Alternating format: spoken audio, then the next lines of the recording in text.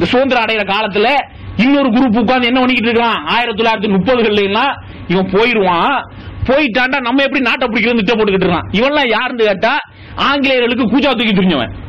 இந்தியாவில் சற்பட்டங்கள் வாங்கி வைத்துக் கொண்டு அவங்களோட கொடுத்த உத்தியோகங்களை வச்சுக்கிட்டு, அதனால என்ன சட்டம் போட்டு போனான் போகும்போது, ஆங்கிலேயர்கள் போகும்போது முக்கியமா போட்ட சட்டத்தில் ஒண்ணு என்ன, நாங்க போயிட்டோம்டா இப்ப எங்கள்கிட்ட வேலை பார்த்துக்கிட்டு இருக்கான்ல அவனுக்கு அவனுடைய பாரம்பரியத்துக்கு வேலை அப்படி இருக்கணும், இவனுக்கு இவனுடைய பாரம்பரியத்துக்கு இவன் பார்த்துக்கிட்டு இருக்கிற உத்தியோகம் அப்படி இருக்கணும். அது போயிடக்கூடாதுன்னு அவசரமா அடுத்தாப்புல வந்து என்ன சட்டம் போட பார்த்தது, அவன் பாரம்பரியத்தில் செய்யற தொழிலத்தையும் செய்யணும். முஸ்லீம் தான் வெளிநாட்டுக்கு போ, இதுதான் பாரம்பரிய தொழில் முஸ்லீமுக்கு.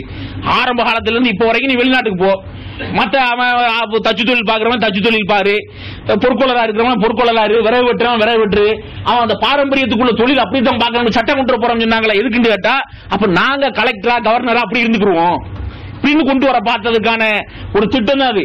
அப்ப உண்மையிலேயே சுதந்திரம் அடையும் போது பாடுபட்டவன் ஒருத்தங்க இருக்க யோசிச்சு உட்கார்ந்து திட்டம் போட்டு குள்ள நெறித்தரம் பண்ணவன் தொடர்ந்து அதிகாரங்களிலே ஆட்சிகளிலே நீடித்தான் இந்த நாட்டில்ங்கிறத நாம வரலாறுல பாக்குறோம். அதுக்கு என்ன இருந்துச்சு, வெள்ளக்காரனால அவன் ஆட்சியில் இருக்கிற காலத்துல எப்படியோ இவன் தான் ஆண்டா, இவன் இருந்தா பிடிச்சோம், ஆண்டுகிட்டு இருந்தவன் இவன் தானே, நம்ம வரையில இவன் இருந்தா பிடிச்சோம், சரி ஒரு 200 வருஷம் முடிச்சு நம்ம போறோம், இவனுக்கு எனத்தையாவது முன்னேறதுக்கு செஞ்சு வச்சுட்டு போவோம் சொல்லி இட ஒதுக்கீடு தனியா முஸ்லீம்களுக்கு ஆங்கிலேயர்கள் ஆட்சி காலத்துல வச்சிருந்தான், அவன் கொடுத்திருந்தான். அதை பயன்படுத்தல வேற. அந்த அளவுக்கு தேசபக்தி முஸ்லீம்களுக்கு இருந்த தேசபக்தி என்னண்டா, வெள்ளக்காரன் கொடுக்கிற பிச்சையை நான் வாங்குறதா, நான் எதுக்கு அவன் தர இடஒதுக்கீட பயன்படுத்தணும் சொல்லி வெள்ளக்காரன் ஆட்சி காலத்தில் இருந்த இடஒதுக்கீட பயன்படுத்தவே இல்லை. யாரு வந்து நாங்க உங்களோட தான் சுதந்திரம் வாங்குறதுக்கு தோளோட தோல் நிக்கிறோம் அப்படின்னு சொன்னவன் ஆட்சிக்கு வந்த உடனே என்ன செய்யறான், இடஒதுக்கீட இல்லாம ஆக்குனது யாரு, காங்கிரஸ் அரசாங்கம். காங்கிரஸ் அரசாங்கம் முஸ்லீம்களுக்கு அப்ப மாகாணம், சென்னை மாகாணம், பம்பாய் மாகாணம், கராச்சி இப்படி மாகாணங்களா இருந்தது, கல்கத்தா மாகாணம் இப்படி இல்ல, சென்னை மாகாணத்தில் முஸ்லீம்களுக்கு தனி இடஒதுக்கீடு இருந்துச்சு. அந்த ஒதுக்கீடு தமிழகமா மாறின உடனே இல்லைன்னு சொல்லிட்டு அந்த இடஒதுக்கீடு எடுக்கிறாங்க. இப்படி எடுத்து இடஒதுக்கீடு இல்லாம ஆக்கின காரணத்தினால சுதந்திரம் வாங்குற பேர்ல போராடுறோம், வெள்ளக்காரனை எதுக்குறோம்னு படிக்கல. அவன் ஆட்சிக்கு பின்னாலேயாவது என்னத்தையாவது படிச்சு கிழிச்சு கொஞ்சம் உத்தியோகங்கள்ல வேலைகள்ல இருக்கலாம் கேட்டா அதுக்கும் வாய்ப்பு இல்ல. அப்ப அந்த அளவிற்கு துரோகம் செஞ்சு இப்ப என்ன நடந்துகிட்டு இருக்கு, இப்ப உள்ள இந்தியாவில் முஸ்லீம்கள், மதச்சார்பற்ற இந்தியாவில் முஸ்லீம்கள் இப்ப நிறைய என்ன, இப்ப யாரு ஹீரோ இந்தியாவுக்கு, யாரு ஹீரோவா எல்லா மீடியாவிலையும் பாருங்க, யாரு ஹீரோ, நரேந்திர மோடி ஹீரோ இந்தியாவுக்கு. எதுக்கு ஹீரோ, ஆயிரக்கணக்கில் முஸ்லீம்களை கொண்டதுனால ஹீரோ, ஆயிரக்கணக்கில் புது புது முறைகளை ஆக கேவலத்தனமான ஒரு கொடூரமான முறையில குண்டு குவித்ததற்காக ஹீரோ. அந்த அளவுக்கு அவன் அரசியல் ரீதியாக பயன்படுத்தப்படுகிறான் என்று சொன்னா காரணம் என்ன, இன்னும் கூட கிள்ளுக்கிறைகள் நினைக்கிறாங்க, அந்த அளவுக்கு இருக்கிறாங்க சமுதாயத்தில் உள்ளவங்களுடைய எண்ணமும் போக்கும். இந்தியா பூரா ஏதோ ஒரு அளவிற்கு தமிழகத்தில் முஸ்லிம்களுக்கு இந்த எண்ணம் வந்திருக்க ஒழிய இந்தியாவுடைய மற்ற பகுதிகள் எல்லாம் அவங்களுடைய அரசியல் காய் நகர்த்திருக்கிற அந்த களத்தில் காய்களாகத்தான் இருக்காங்க. இன்னும் இதுவரைக்கும் முஸ்லிம்களுடைய நிலை இந்தியா பூரா இதே மாதிரி தான் எல்லாரும் பயன்படுத்தி கொண்டிருக்கிறார்கள் நம்ம பார்க்கிறோம். அப்ப இந்த மாதிரி இருக்கிற காரணத்தினால இந்த நிலையை கையாளுறாங்க. இது ஏன் முடியுது, ஏன் கொள்றான் கொத்து கொத்தா, என்ன காரணத்தினால கொள்ள எழுது, யாரை வச்சு கொண்டான், வெறும் அவனுடைய பற்றைகளில சங்கு பரிவாரங்களில பயிற்சி பெற்றவன் மட்டுமா வந்து கொண்டான், போலீஸ் கொண்டுச்சு, ராணுவம் கொண்டுச்சு, மருத்துவமனையை கொண்டு போனா மருத்துவமனையில வேலை செய்யக்கூடிய மருத்துவராக இருக்கிறவன் நம்ம சமுதாயத்தில் கடவுளுக்கு ஒப்பா மதிக்கிறாங்க. அவனை ஒரு மருத்துவமனைக்கு வெளியில போய் பாருங்க, டாக்டர் ஒரு காத்துக்கிட்டு இருப்பான், டாக்டர் வந்த உடனே எல்லாரும் எந்திரிச்சு நிற்பான், அது தப்புங்கிறது வேற விஷயம்.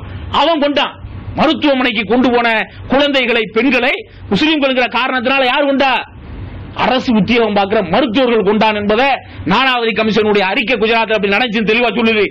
அப்ப இந்த காரியங்களை எல்லாம் செஞ்சதுக்கு என்ன காரணம், ஒதுக்கீட படிச்சான், படிக்கிறதுக்கு வாய்ப்பு தரல, உத்தியோகங்கள்ல இடம் தரல, நீனே முழுக்க முழுக்க இருக்கிற, இப்படிங்கிற காரணத்தினால இவனை கொண்டா தட்டி கேட்க நாதி இல்ல, உள்ள இருக்கிற ஒருத்தன் கூட கேட்க முடியாத. யாரையெல்லாம் கொண்டான், சாதாரண ஆட்களை மட்டும் இல்ல, எம்பியா பாராளுமன்ற உறுப்பினராக இருந்த ஒருத்தர் வீட்டுல அந்த கட்சி ஆட்சியில் இருக்கு, இவ்வளவு செஞ்சுக்கிட்டு இருக்க கட்சியில பல பொருந்தியவராக இருந்த ஒருத்தர் வீட்டுல எண்ணெய் ஊத்து தீய பொருத்தி வைக்கிறான்னு சொன்னா எந்த அளவிற்கு இந்த வெறி முத்தி இருக்குன்னு, எந்த அளவுக்கு கேப்பாரட்டு நாதிட்டு கிடக்கிறோம். நம்ம கட்சி இருக்குங்கிறான், நாட்டில் இயக்கம் இருக்குங்கிறான், தட்டி கேட்கிறோம், இப்படி நாதிட்டு இருக்கிறோம்னா காரணம் என்ன, இந்த அளவிற்கு இந்த நாட்டில் நம்மளை செய்ய முடிகிறது என்று சொன்னால், நம்முடைய அடிப்படை உரிமைகளை பறிக்க முடிகிறது என்று சொன்னால், அதையும் தாண்டி கொடுமைப்படுத்த முடிகிறது என்று சொன்னால், இதுக்கு என்ன காரணம்? நம்மளுக்கு கிடைக்க வேண்டிய அடிப்படையில் கல்வியில, நம்மளுடைய வேலை வாய்ப்புல, விகிதாச்சாரத்தில், இந்த மதச்சார்பற்ற இந்தியாவில் நமக்கு இடம் கிடைக்கல. இருந்த நம்முடைய உரிமைகளும் பறிக்கப்பட்டது. என்ன அதுக்காக சரி இன்னும் கூட என்ன சொன்னால் ஜெயிக்கலாம், கொஞ்ச காலம் வரைக்கும் பாபர் மசூதியை மீட்டு தர்றோம் சொல்லி ஓட்டுவாங்கனா நம்பி போட்டான், அதை இடிச்சு விட்டான். இடிச்ச உடனே இனி அரசியல் பண்றதுக்கு ஒண்ணும் இல்லைன்னு சொன்னா அடுத்தாப்புல என்ன கொண்டு வந்தாங்க, முஸ்லீம்களுக்கு தனி இடஒதுக்கீடு தர்றோம் மத்திய அரசனுடைய எப்படின்னு சொல்லி ஓட்டு வாங்கினீங்களா இல்லையா? ஓட்டு வாங்கப்பட்டதா இல்லையா? முஸ்லீம்களுக்கு தனியா இடஒதுக்கீடு கொடுக்கிறோம் சொன்னாங்கல்ல. சொன்ன அந்த இடஒதுக்கீடு கொடுக்கப்பட்டதா? இப்ப எத்தனை ஒரு டேர்ம் ஆச்சு? 5 வருஷம் முழுசா ஆண்டிய மைனாரிட்டி ஆண்டாலும் 5 வருஷம் முழுசா ஆண்டிய திருப்பியும் மைனாரிட்டியாக இதே வாக்குறுதியை சொல்லி 2வது தடவை நம்பினா பாருங்க. முதல் 5 வருஷம் ஆண்டு இடஒதுக்கீடு கொடுக்க போறோம் வாக்குறுதி கொடுத்து ஓட்டு வாங்கிட்டு தரலைங்கிறத கூட நினைச்சு பார்க்கல. 2வது வருஷமும் நம்புறான். 2வது தடவை போய் அதே வாக்குறுதியை கொடுக்குறான், உங்களுக்கு இடஒதுக்கீடு தர்றோம் நம்பி ஓட்டு போட்டான். மறுபடியும் ஆட்சி கட்டில இருக்கிறார்கள். சரி கமிஷன் போட்டீங்க, முதல்ல சச்சார் கமிஷன் போட்டாச்சு. சச்சார் கமிஷன் இடஒதுக்கீடுக்காக போறல, பொதுவுலே முஸ்லீம்களுடைய நிலை நாட்டில் எப்படி இருக்குங்கிறத காட்ட வேண்டும் என்பதற்காக போட்டீங்க. அவர் முஸ்லீம்களுடைய நிறைய தெளிவா சொல்லிட்டாரு, சுருக்கமா சொல்லிட்டாரு. இந்தியாவில் தாழ்த்தப்பட்ட மக்கள் தான் ரொம்ப பொருளாதாரத்தில் சமூக ரீதியில் ரொம்ப பின்னங்கி இருக்கிறார்கள் நினைச்சேன். ஆனா நிலைமையை பார்த்ததுக்கு அப்புறம் முஸ்லீம்களோட மோசமான நிலையில யாரும் இல்லைன்ட்டார், தெளிவா சொல்லிட்டாரு. அப்ப சட்டப்படி முறைப்படி முஸ்லீம்களுக்கு இடஒதுக்கீடு கொடுக்கணும் அப்படின்னு சொன்னா தனியா இடஒதுக்கீடு கொடுக்கிறது தேவையாங்கிறத முடிவு செய்யறதுக்கு ஒரு கமிஷன் போடணும். ரங்கநாத் மிஸ்ரா தலைமையில் ஒரு கமிஷன் போட்டாச்சுல, அவர் தான் 10% கொடுக்க சொல்லிட்டார்ல. ரங்கநாத் மிஸ்ரா 10% இடஒதுக்கீடு முஸ்லீம்களுக்கு கொடுக்க வேண்டும் என்று கமிஷன் சொல்லியாச்சு. இனிமே இடஒதுக்கீடு கொடுத்த பிறகு யாரும் வழக்கு கூட தொடர்ந்து, ஆந்திராவில் ராஜசேகர ரெட்டி இருக்கையில 4% இடஒதுக்கீடு கொடுத்தாரு முஸ்லீம்களுக்கு. அத நீதிமன்றத்தில் வழக்கு தொடர்ந்து தடை வாங்கினாங்க. தடை வாங்கின இப்ப நீதிமன்றம் அந்த தடையை நீக்கிருச்சு. தடையை ஏன் நீக்குச்சுன்னு கேட்டா, ஆந்திர அரசாங்கம் முதல்ல போட்ட அந்த ஆர்டர் அரசாணைய இந்த மாதிரி மத ரீதியிலாகவோ சாதி ரீதியிலாகவோ ஒரு குறிப்பிட்ட பிரிவினருக்கு இடஒதுக்கீடு கொடுக்கணும்டா ஒரு கமிஷன் போட்டு அந்த கமிஷன் அரசாங்கத்திட்ட பரிந்துரை செய்யணும் கொடுக்கணும் அப்படின்னு. ஆந்திராவில் அப்படி நடக்கல. அதனால நீதிமன்றத்துக்கு போனாங்க, தடை விதிக்கப்பட்டது. அதுக்கு இடையில அரசாங்கம் என்ன செஞ்சுன்னா ஒரு கமிஷனை போட்டுச்சு. கமிஷன் எல்லாத்தையும் ஆய்வு செய்துவிட்டு அரசாங்கத்துக்கு பரிந்துரை செய்து அந்த பரிந்துரை நீதிமன்றத்தில் கொடுத்தாங்க. நீதிமன்றம் பாஸ் பண்ண சட்டத்தை நடைமுறைப்படுத்த சொல்லிருச்சு. அப்ப இந்த மாதிரி நடைமுறைப்படுத்திக்கிட்டு இருக்கையில இந்த சட்டம் நடைமுறைக்கு வந்திருக்கக்கூடிய காரணத்தினால இப்ப நீதிபதி ரங்கநாத் மிஸ்ராவுடைய இந்த பரிந்துரையின் அடிப்படையில் இனி யார் நீதிமன்றத்துக்கு கூட போக முடியாது, கொடுக்க வேண்டியதானே. ரங்கநாத் மிஸ்ராவுடைய கமிஷனுடைய அறிக்கையை 2 வருஷமா ஒளிச்சு வைக்கிறாங்க.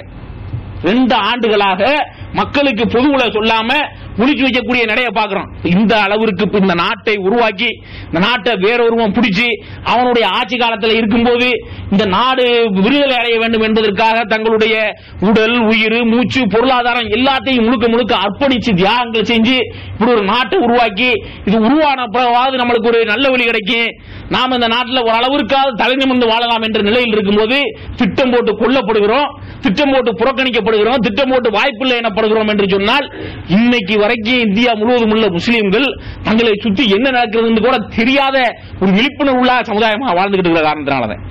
இதுக்கு வேறொரு காரணம் இருக்கு. என்ன காரணம் இருக்கு அப்படின்னு சொன்னா, எல்லா காலத்திலையுமே இப்படி ஏதாவது ஒரு பிரச்சனையை முன்னிறுத்தி யாராவது வர்றான் நாங்க வாங்க இடஒதுக்கீடு தர்றோம் வாங்கி தர்றோம் அப்படின்னு சொல்லி மக்கள்கிட்ட கேட்கலாம். மக்கள்லாம் திரள்றாங்க. எப்படி திரள்றாங்க அப்படின்னு கேட்டா, இவங்க நம்மளுக்காக போராடுற ஆட்க போல தெரியுது, நமக்காக போராடக்கூடிய ஆட்க போல தெரியுது, அதனால நம்ம போகும்போது வர்றாங்க, திரள்றாங்க. திரண்டு ஒரு அளவுக்கு நிறைய எங்க போனாலும் எங்க இவங்க கூட்டம் கூட்டாலும் மக்கள் வர்றாங்க, சப்போர்ட் பண்றாங்கிற நிலை தெரிஞ்சிருச்சுன்னா எப்படி மாறிடுது நிலை? உடனே பத்திரிகையாளர் கேட்பான், இவ்வளவு பேர் உங்களுக்கு இருக்குல்ல, நீங்க அரசியலுக்கு வரக்கூடாது அப்படின்னு கேட்பான். கேட்ட உடனே இது 2 தடவை 3 தடவை கேட்டு 4 தடவை கேட்டு அவரோட நியத்து மாறிடும். எங்க போயிருவான் கடைசியில் கேட்டா ஓட்டு வாங்குற அரசியலுக்கு போயிருவான். போன உடனே அதோட என்ன நடக்கும் அப்படின்னு கேட்டீங்கன்னா, அந்த ஆடுறவங்க இருக்கிறவங்க கூப்பிட்டு ஒரு சீட்டு 2 சீட்டு எல்லா இடத்துலயும் அப்படித்தான் சீட்டை கொடுத்து வாய் அடைக்கப்பட்டு விடும். இவங்க என்ன நோக்கத்துக்காக மக்களுடைய எழுச்சியை கண்டார்களோ, மக்களை தங்களுக்கு சப்போர்ட் பண்றவங்கள அமைச்சுக்கிட்டாங்களோ அதுல இருந்து வெளியேறி போயிருவாங்க. இது இந்தியா கூட அங்கங்க நடந்துகிட்டு இருக்கிறத பாக்குறோம், தமிழகத்திலையும் நடந்துச்சு. இதனால மக்களை பொறுத்தவரை தாம் இந்தியாவில் அரசியல் ரீதியிலாக முஸ்லீம்